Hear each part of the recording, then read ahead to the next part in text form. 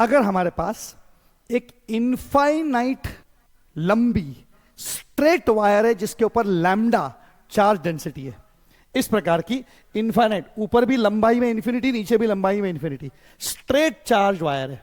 इसके ऊपर plus plus plus plus charges है, मतलब इसकी चार्ज डेंसिटी लैम्डा है। लैम्डा मतलब total charge upon total length.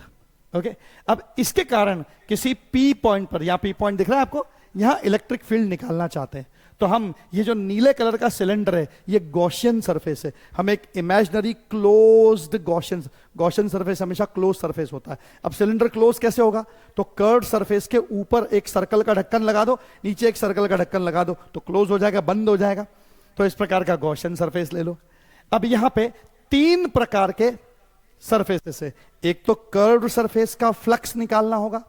एक ऊपर वाले सर्कल का फ्लक्स, एक नीचे वाले सर्कल का फ्लक्स। अब देखो, ऊपर वाले सर्कल पे जो एरिया वेक्टर सिलेक्ट करूंगा, स्मॉल एरिया वेक्टर, उस एरिया वेक्टर और उस पॉइंट पे इलेक्ट्रिक फील्ड की डायरेक्शन, अब इस तार की वजह से इलेक्ट्रिक फील्ड तो इसी डायरेक्शन का आएगा ना,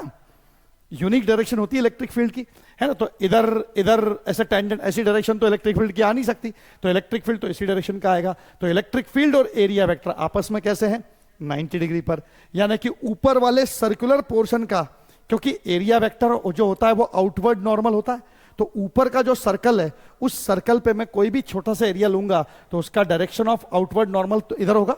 और इलेक्ट्रिक फील्ड इधर, तो आपस में 90 डिग्री, इनका डॉट प्रोडक्ट यानी फ्लक्स जीरो होगा, E dot D A flux होता है, ये जीरो हो जाएगा। तो ऊपर वाले सर्कल का, ऐसे ही नीचे वाले सर्कल का भी फ्लक्स जीरो हो जाएगा। तो बचा सिर्फ कौन सा, कर्व्ड सरफेस का फ्लक्स बचा। अब कर्व्ड सरफेस पे मैंने छोटा सा एलिमेंट ले लिया एरिया, उस एरिया की आउटवर्ड नॉर्मल डायरेक्शन और इलेक्ट्रिक फील्ड सेम डायरेक्शन में है, ऐसे पूरे कर्व्ड सरफेस पे होगा, उसका इंटीग्रेशन कर दो तो टोटल फ्लक्स, और टोटल फ्लक्स को किसके बराबर लिखो, sigma Q in upon epsilon zero, इसी को तो गॉस थ्योरम कहते हैं।